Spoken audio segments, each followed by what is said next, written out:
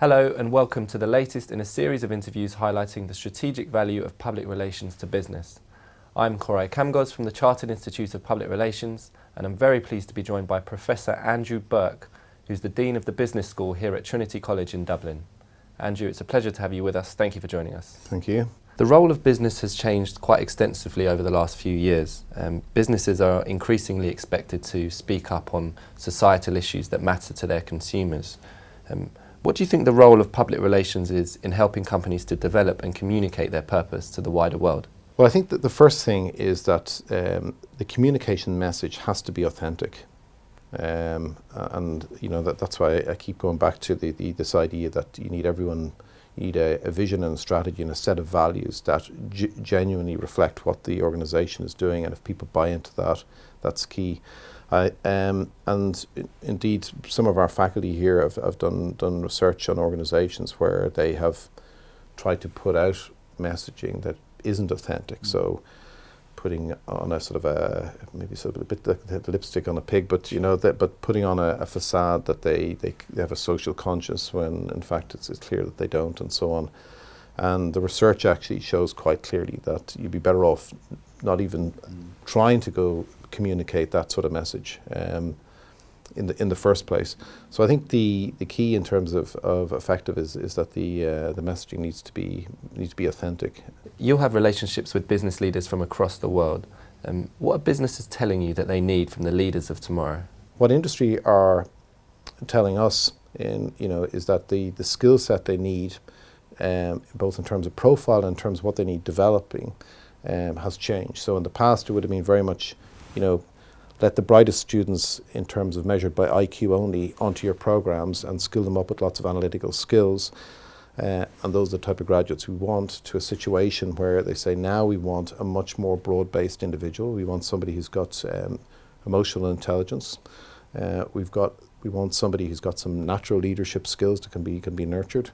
We actually want somebody who's got a set of values, who's got a conscience. And also we want the analytical skills. As the role of business has changed, so too has the role of public relations and communications.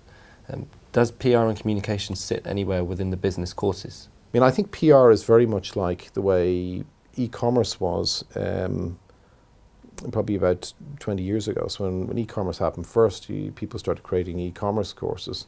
And then after a while, as the internet and apps and the rest developed, and Wi-Fi and so on, people realised, well, look, e-commerce is not a standalone area. It's everywhere, and so gradually every course had an e-commerce. And I think PR and communications, especially now, is more important than it's ever been. How do you see the role of ethics in business in 5 to 10 years' time?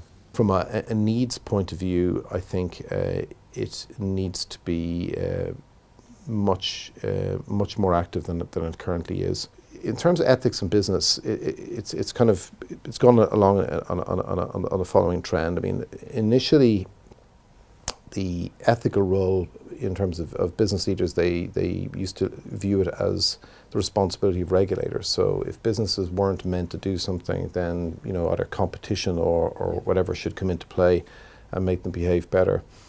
Then the next stage is, with both the environmental crisis and then the financial crisis, people realising, well, businesses actually need to be on the case naturally, and hence there's been this education in terms of, we talk about, students with a moral compass.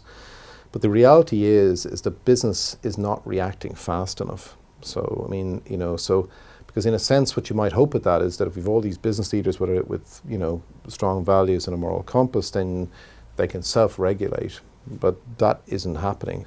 So if we can create leaders in organizations who can start to educate and shape the values of consumers, then that will not only help those businesses to do the right thing, but it will cause other businesses who simply don't care about those values, but simply want to make a buck, to comply with them. And if we're talking about educating the public on issues that matter to society, would you agree that PR and communications should be at the forefront of those conversations?